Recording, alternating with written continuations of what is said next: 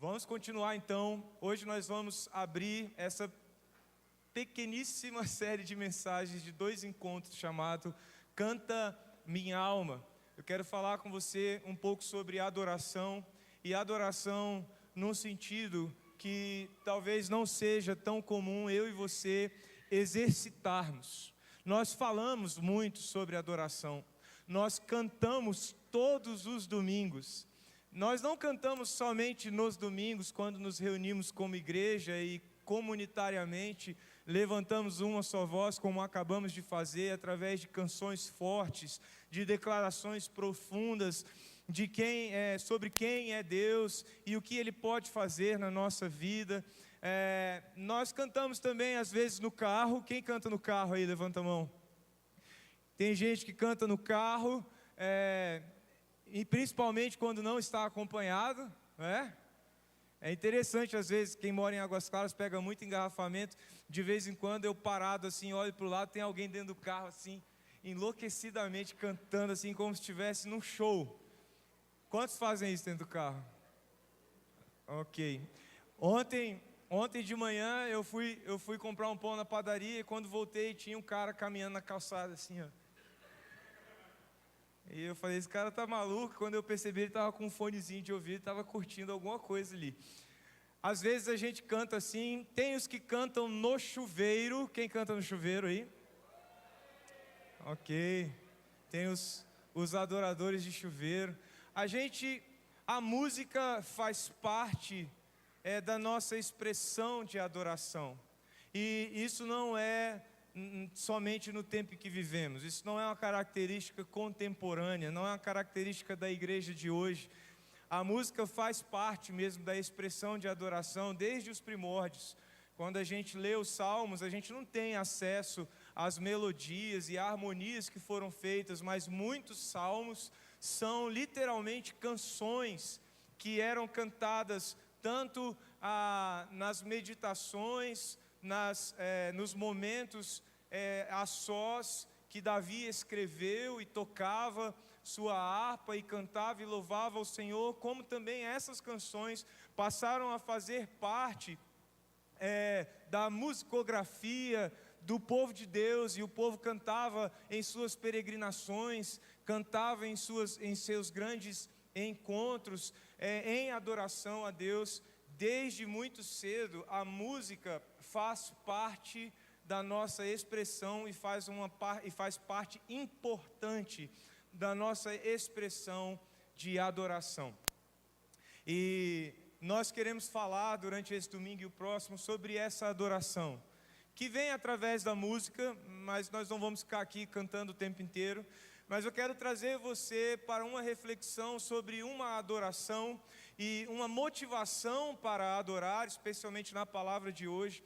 Uma motivação para adorar, que nem sempre é a motivação mais comum, seja no nosso carro, seja no chuveiro, seja nos nossos encontros. É muito comum nós nos reunirmos para adorarmos a Deus, e nesse ato de adoração nós experimentarmos ou buscarmos experimentar respostas que que nós buscamos, que nós desejamos ter de Deus para conflitos que nós estamos vivendo. Quantas vezes você cantando sentiu-se e foi de fato visitado pelo Espírito Santo de Deus, e através de uma canção, às vezes que você já cantou várias vezes, mas naquele dia, no seu quarto, ou no chuveiro, ou no carro, ou na igreja, aquela frase, aquela declaração entrou no seu coração como uma resposta de Deus para uma questão, para uma dificuldade, para uma batalha, para uma insegurança, para um desânimo que você está enfrentando. É muito comum nós nos dirigirmos a Deus em oração, em adoração, dirigirmos a Deus em adoração, mas com demandas no coração, com um anseio, uma busca, um desejo pelo agir de Deus, pela resposta de Deus, pela bênção de Deus, por um encontro com Deus. É natural que a gente faça do tempo de adoração um tempo em que nós ainda estamos saciando algo em nós. Mas não é tão comum nós transformarmos o nosso tempo de adoração não em um momento em que nós estamos querendo, buscando, desejando, suplicando. Não é comum transformarmos o nosso tempo de adoração em um momento exclusivamente de relacionamento, de dizer para Deus quem Ele é e o quanto nós o amamos, independente do que Ele faz, independente de entendermos ou não o que Ele faz, como Ele faz, por que Ele faz. Não é tão natural para nós adorarmos a Deus somente por quem Ele é, sem termos emendado, atrelado às nossas declarações, demandas, expectativas, pedidos, súplicas. Meu desejo nesses 2 domingos que nós vamos falar um pouco sobre adoração é fortalecer a importância de nós adorarmos a Deus por contemplação, adorarmos a Deus por deslumbramento. Tente fazer esse exercício aí de refletir. Quando foi que você levantou sua voz, seja em oração ou em canção, com um coração somente deslumbrado com a beleza de Deus, com um coração somente tomado pelo desejo de declarar amor, rendição, entrega, dizer para Deus: Senhor, quão grande é o Senhor. Eu não tenho nenhum pedido, eu não tenho nenhuma expectativa, eu não estou aqui diante da Tua presença esperando nada, eu só estou extasiado por estar na Tua presença. É um exercício mais difícil, não é? Mais incomum para nós. É assim em toda e qualquer relação. Você já viveu aquele momento assim que a pessoa chega do nada e fala assim: eu te amo. E aí você pergunta: tá, o que você quer? É você falando ou você ouvindo? Mas a gente vive isso facilmente, né, nas nossas relações. Quando o filho chega: oh mãe, você está tão linda. Fala, menino, quanto custa? Já pergunta logo quanto que ele quer, né? Porque parece que nas nossas relações a tendência sempre é essa, não é? A gente sempre tem uma demanda, a gente sempre tem cordinhas amarradas nas nossas declarações de fé, de devoção, de amor, de dedicação. É assim com as pessoas, e cá entre nós, vamos confessar aí, gente, é assim também com Deus, é ou não é?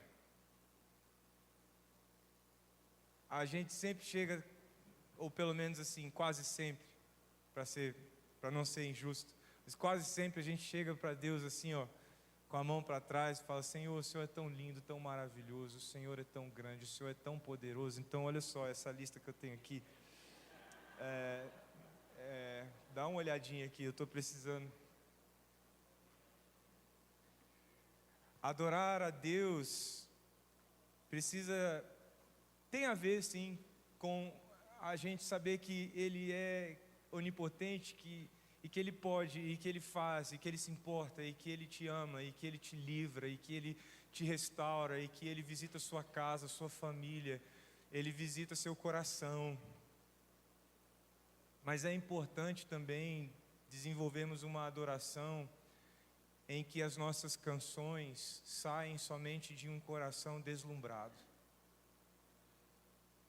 de um coração que diz: quão grande é o meu Deus, não importa como a minha vida está, Ele é grande. Não importa as respostas que eu ainda não tenho, eu só estou aqui deslumbrado com Deus de toda a glória, recebendo a minha adoração. Dr. Russell Shedd escreveu em seu antigo livro chamado Adoração Bíblica. Ele diz: adorar a Deus significa reconhecer a sua soberania e grandeza, rendendo-se completamente à sua vontade. Para nós aqui na Igreja Batista Alicerce, adoração e rendição andam juntos.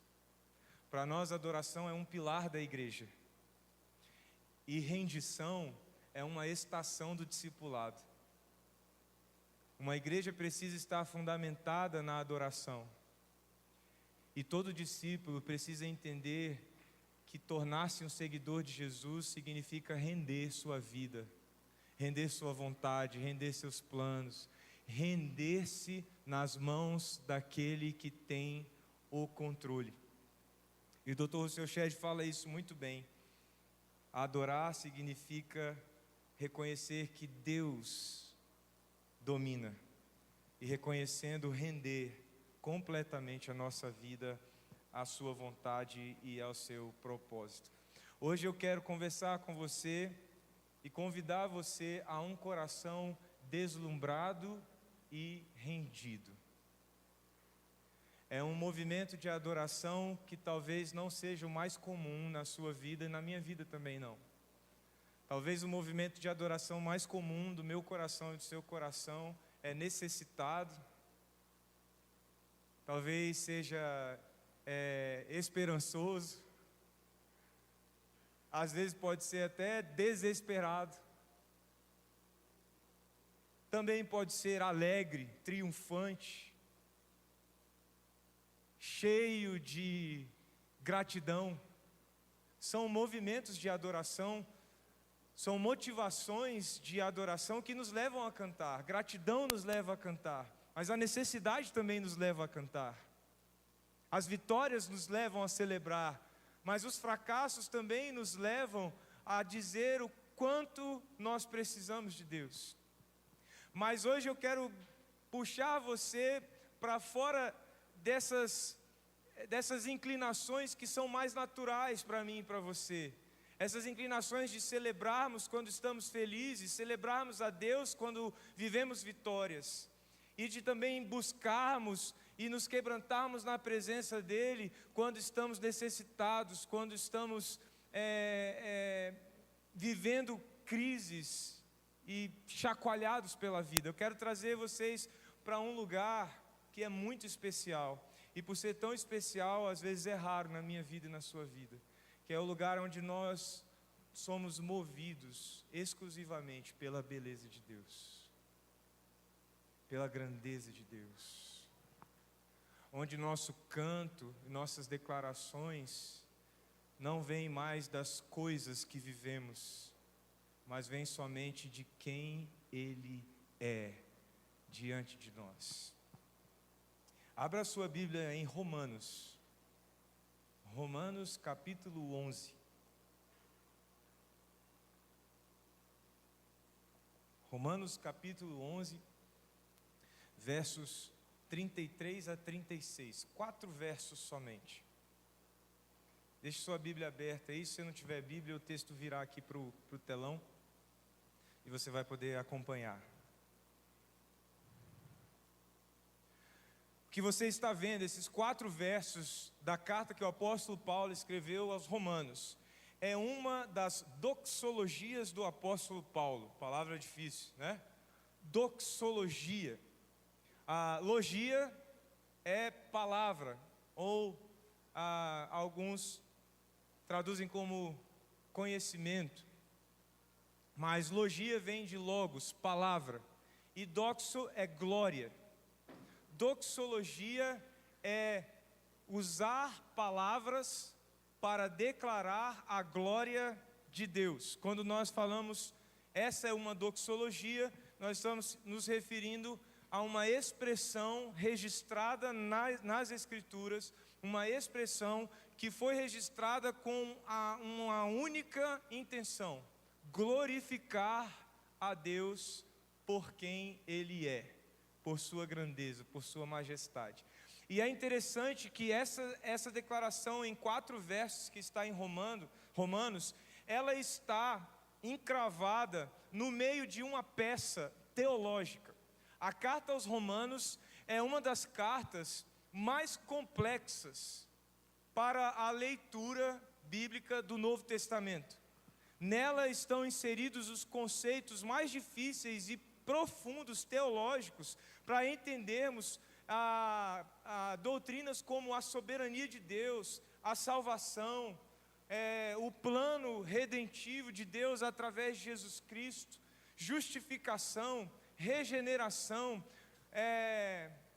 conceitos doutrinários estão inseridos dentro da carta de Paulo, e são conceitos muito teológicos que muitas vezes a gente lendo só na leitura devocional, a gente não vai acessar esses conceitos, a gente vai precisar de livros acessórios, de comentaristas, de teólogos que escreveram a respeito daquele texto, mas encravado no meio de um monte de declaração teológica e difícil às vezes de compreender, existem esses 4 versos. E é interessante como esses 4 versos dividem a Bíblia, dividem a carta de Romanos em 2 partes. A anterior é uma parte profunda, teológica, que fala sobre os desígnios, os propósitos, que fala sobre o plano de Deus. A parte que se segue após esses 4 versos é uma parte mais prática, voltada para como você vai viver essas verdades bíblicas no convívio com a igreja. É onde a gente encontra mandamentos recíprocos, por exemplo, alegrem-se com os que se alegram e chorem com os que choram. Nós vamos encontrar aí na segunda parte, a partir do capítulo 12 da carta de Romanos. Os teólogos dizem que estes 4 versos foram colocados aí porque o apóstolo Paulo, diante de tudo que ele escreveu antes de chegar nesse ponto, o apóstolo Paulo teve que dar uma pausa para respirar. E é como se o apóstolo Paulo dissesse assim: como Deus é maravilhoso, olhando para tudo que foi revelado, para tudo que foi revelado em Jesus Cristo, e antes de Jesus, olhando para um Deus que soberanamente operou através da história, para que seu Filho fosse revelado, e na revelação do seu Filho, a glória de Deus se manifestasse na terra. Que Deus maravilhoso! E o apóstolo Paulo para aí nesses 4 versos, não para dizer o que ele precisa de Deus, não para dizer para as pessoas o que elas podem buscar em Deus. Ele não para nesses 4 versos para continuar orientando para as pessoas, orientando as pessoas como elas devem se relacionar e entender o plano de Deus. Ele para nesses 4 versos só para dizer: Deus é tão grande que não há como compreendê-lo. Só há como nós nos deslumbrarmos diante da sua grandeza. Deus é tão grande que a única coisa que eu posso fazer é dizer: tudo vem dele. Tudo que eu tenho, só tenho por ele. E tudo que eu faço, só faço para ele. Vamos ler juntos o que ele diz aqui, nas palavras do apóstolo Paulo? Ó profundidade da riqueza, da sabedoria e do conhecimento de Deus! Quão insondáveis são os seus juízos e inescrutáveis os seus caminhos! Quem conheceu a mente do Senhor? Quem tem sido seu conselheiro? Quem primeiro lhe deu para que ele o recompense? Pois dele, por ele e para ele são todas as coisas. A ele seja a glória pelos séculos. Amém. Hoje eu quero convidar você a uma reflexão, uma única reflexão que eu dividi em 2 partes só para te ajudar a caminhar nessa direção. A primeira parte é exatamente essas perguntas retóricas, está fundamentada exatamente nessas perguntas retóricas que o apóstolo Paulo faz a respeito da natureza de Deus. O apóstolo Paulo está deslumbrado diante da grandeza de Deus.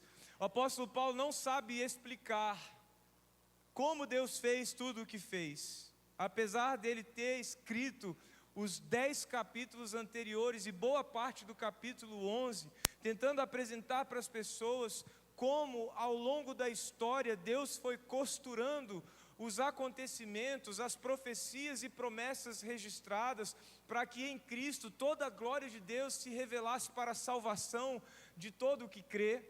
Apesar dele ter se dedicado como um homem conhecedor das Escrituras e uma mente brilhante, e através também das experiências que ele mesmo tinha vivido, experiências sobrenaturais e extraordinárias na presença de Jesus Cristo, apesar de ter se dedicado a tudo isso, a conclusão do apóstolo Paulo é: eu não entendo, eu não alcanço, eu não consigo explicar, eu só posso me deslumbrar diante de um Deus tão grandioso, tão perfeito, tão majestoso, que tem o controle sobre tudo e sobre todos, um Deus de amor, de graça, de salvação, de redenção.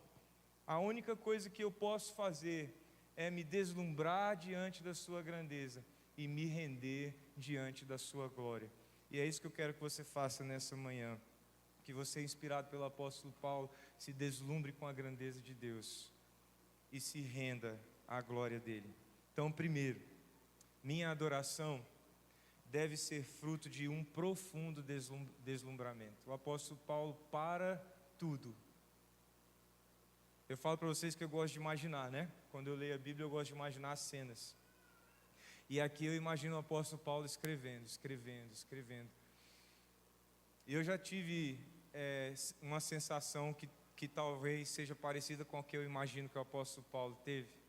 De às vezes eu estar escrevendo alguma coisa, preparando um estudo, uma mensagem, e no meio daquilo que eu estou pensando e colocando diante de Deus e imaginando ensinar para as pessoas, eu sou tomado de alegria, de emoção,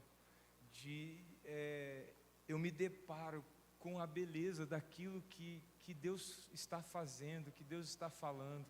E eu imagino o apóstolo Paulo assim, escrevendo, e de repente ele é tomado por uma gratidão, por uma alegria, por um júbilo, por uma percepção tão profunda da grandeza de Deus, que ele para de escrever e diz: meu Senhor, quanta riqueza, quanta profundidade, quanta sabedoria, como são insondáveis os teus desígnios, como são inalcançáveis os teus caminhos.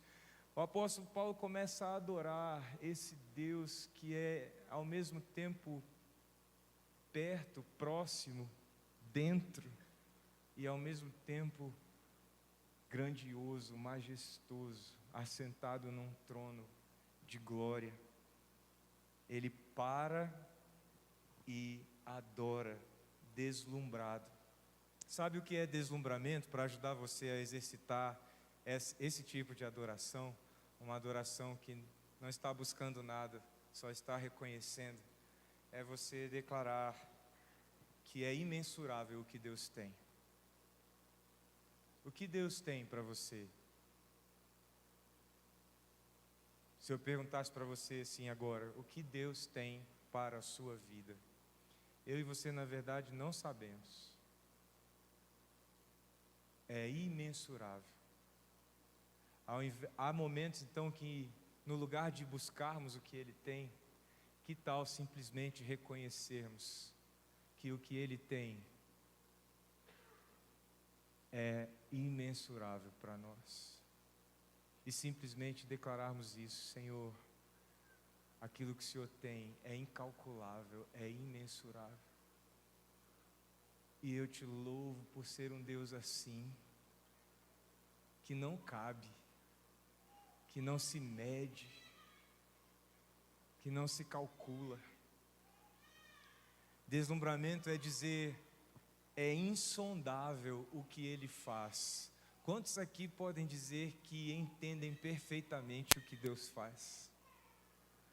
Nenhum de nós.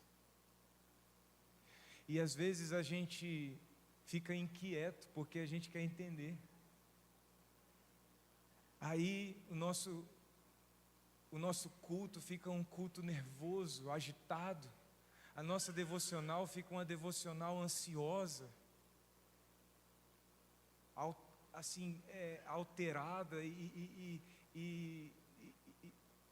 atrapalhada por qualquer coisa que acontece ao nosso redor, porque parece que dentro de nós há uma inquietação com o agir de Deus, porque a gente não entende o que Ele faz. Por que não, então, pararmos de tentar decifrar o que Deus faz e simplesmente dizer: aquilo que o Senhor faz é insondável. E como é bom saber que o que o Senhor conhece, o que o Senhor sabe e o que o Senhor faz nunca vai ser algo compreendido por mim. Quando nós lemos a história do povo hebreu, a primeira grande desobediência do povo hebreu foi fazer para si uma imagem para adorar. Lembram desse momento da história? Moisés sobe no monte. E aí Moisés fica lá no monte. E Deus está na presença de Moisés, Moisés está na presença de Deus. O povo lá embaixo, sem entender, sem saber o que Deus está fazendo. E aí como é que eles ficam? Inquietos, tentando entender, tentando resolver.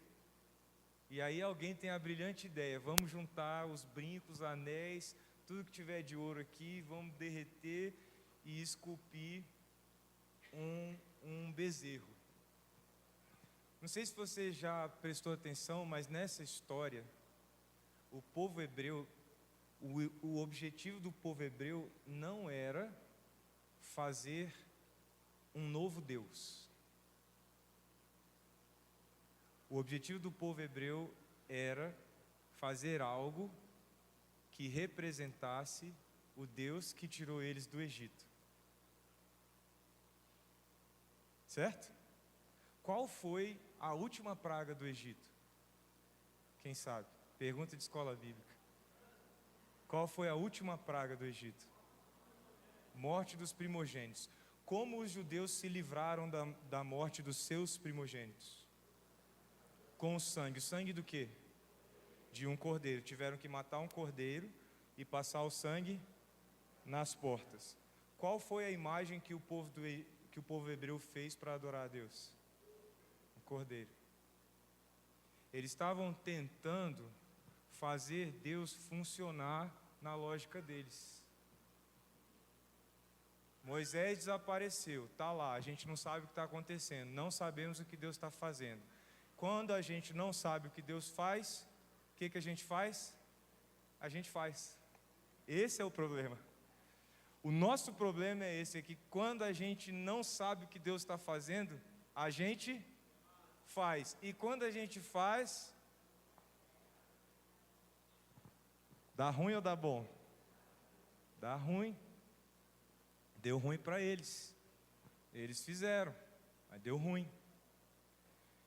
O que Deus quer de mim, de você, não é que a gente fique tentando fazer funcionar. É que a gente só reconheça que Ele sabe que o que Ele faz é insondável para nós. Então a gente só tem que ficar, deslumbrado com a grandeza dEle.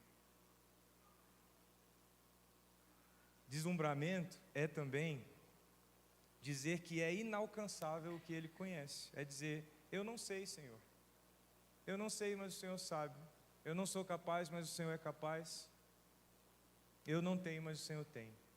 Então, o que eu faço? Eu só vou te adorar, sem me preocupar. Eu só vou te adorar, deslumbrado por poder estar na tua presença. E há vários salmos que nos ajudam a fazer isso. Se você quiser anotar, anota aí, porque pode servir para você, seu tempo com Deus. Salmo 36, versos 5 e 6. O teu amor leal, Senhor, chega até os céus, a tua fidelidade até as nuvens, a tua justiça é como as mais altas montanhas, os teus juízos como as profundezas do mar. Tu, Senhor, preserva tanto os homens quanto os animais. Aqui o salmista está dizendo, o Senhor é grande. Eu olho para tudo ao meu redor e são só referências um pouco mais próximas da tua grandeza. Salmo 92, verso 5. Como são grandes as tuas obras, Senhor, como são profundos os teus propósitos. Salmo 145, 3. Grande é o Senhor e digno de todo louvor, a sua grandeza é insondável. Salmo 139, 6. Tal conhecimento é maravilhoso demais para mim, é tão elevado que não posso atingir. Salmo 147, 5. Grande é o nosso Senhor e tremendo é o seu poder, é impossível medir seu entendimento.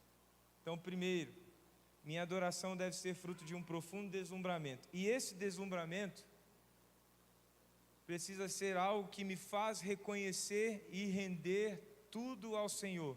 Falei para vocês que hoje o convite é buscarmos a presença de Deus, adorarmos a Deus deslumbrados e rendidos. O que significa render?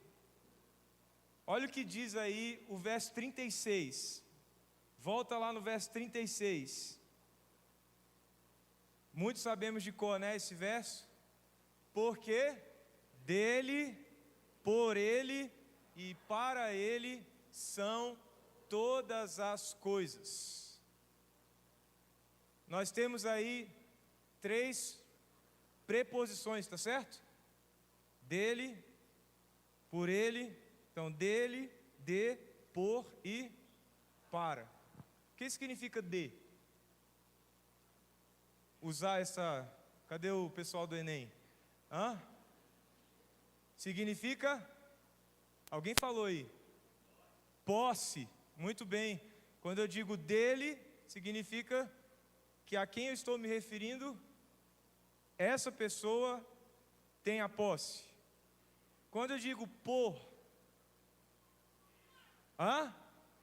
meio, é através de, às vezes serve através, às vezes não, por meio de, por, e para, significa o quê? Enem, meu aluno nota 10 do Enem, finalidade, propósito. O que o apóstolo Paulo está falando? Não há nada na minha vida que não pertença a Jesus Cristo. Tudo o que eu vivi vem dele. Tudo o que eu estou vivendo está sustentado e fundamentado nele. E tudo que ainda eu vou experimentar e viver estão voltados para ele. Ele é a minha fonte, ele é o meu alicerce e ele é o meu destino final. Isso é adoração. Para nós aqui na Igreja Batista Alicerce, o que a gente diz no Jornada da Vida que é adoração? Organizar a vida ao redor de Jesus. Isso é adoração. A adoração é organizar a vida com Jesus no centro. Meu trabalho é sobre o quê? Jesus. Minha família é sobre Jesus. Meus sonhos estão rendidos a Jesus. Meus planos estão todos construídos para honrar a Jesus. Ele é o centro da minha vida. Eu organizei minha vida em função de Jesus. Isso é adorar. É transformar Cristo no centro da sua vida. O apóstolo Paulo está dizendo: Senhor, eu estou deslumbrado diante da tua grandeza.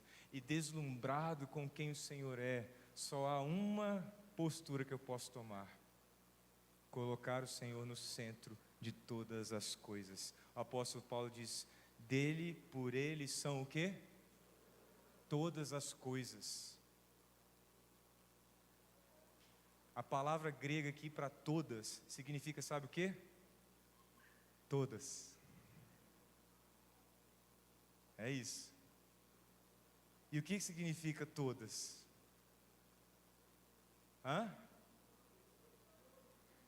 Enem, o que significa todas? Significa que não sobra nada, é tudo. É tudo. A gente escova o dente para a glória de Deus. O apóstolo Paulo está dizendo: Senhor, toda a minha vida vem do Senhor, é vivida no Senhor e é voltada para o Senhor. A Ti seja toda a glória, por todos os dias, até que os dias se acabem. E para nos ajudar a declarar isso no nosso tempo com Deus, ouça esses salmos. Salmo 24, verso 1 e 2. Do Senhor é a terra e tudo o que nela existe, o mundo e os que nele vivem, pois foi Ele quem a estabeleceu sobre os mares e a firmou sobre as águas. Nós precisamos aprender a adorar somente com essas afirmações. Dizer: Senhor, eu não vim buscar nada, eu só vim dizer quem o Senhor é. Mulheres, digam: não é bom quando o seu marido chega para você e diz: você é linda, e sai, e acabou. Ele não quer nada, acredite, ele não quer nada. Eu sei que é difícil, mas às vezes, e somente às vezes, ele não quer nada. Ele só quer dizer: você é linda, e pronto, e sai, e joga o microfone assim, ó, tá, e sai. A gente precisa ser assim com Deus. Senhor, eu não vim pedir nada, só vim dizer que o Senhor é maravilhoso, que eu amo, que minha vida é toda tua, Senhor. E vamos embora. Salmo 33, 6. Pela palavra do Senhor foram feitos os céus, pelo sopro da sua boca tudo o que neles há. Salmo 145, 10 a 12. Rendam-te graças todas as tuas obras, Senhor. Os teus fiéis te bendigam, eles anunciarão a glória do teu reino e falarão do teu poder, para que todos saibam dos teus feitos poderosos e do glorioso esplendor do teu reino. Salmo 115, 1. Não a nós, Senhor, não a nós, mas ao teu nome seja dada a glória, pelo teu amor leal e pela tua fidelidade. Eu gosto do final desse aqui, ó. Salmo 50, 10, 11 e 12. Todos os animais da floresta são meus. Isso é a declaração de Deus através do salmista. Como são as cabeças de gado nos milhares de colinas. Conheço todas as aves dos montes e cuido dos insetos do campo. Se eu tivesse fome, precisaria dizer a você? E olha o que Deus diz: pois o mundo é meu e tudo o que nele existe. Meu desafio para você e para mim também, desafio para nós hoje, é nós abrirmos nossos lábios para cantar, para orar, sem nenhuma agenda, sem nenhuma demanda, só deslumbramento e rendição. Porque minha adoração deve ser isso. Minha adoração deve ser fruto de um deslumbramento tão profundo que me faça dizer: dele, por ele e para ele são todas as coisas. Feche seus olhos.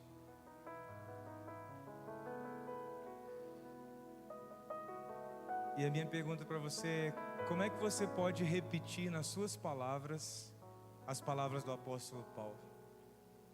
Como é que nessa manhã você pode dizer: Senhor, quão grande é o Senhor, quão insondáveis são teus pensamentos, teus caminhos. Senhor, diante da tua grandeza, eu só quero uma coisa: me render, dizer eu te amo, minha vida é tua, De ti, por ti e para ti são todas as coisas.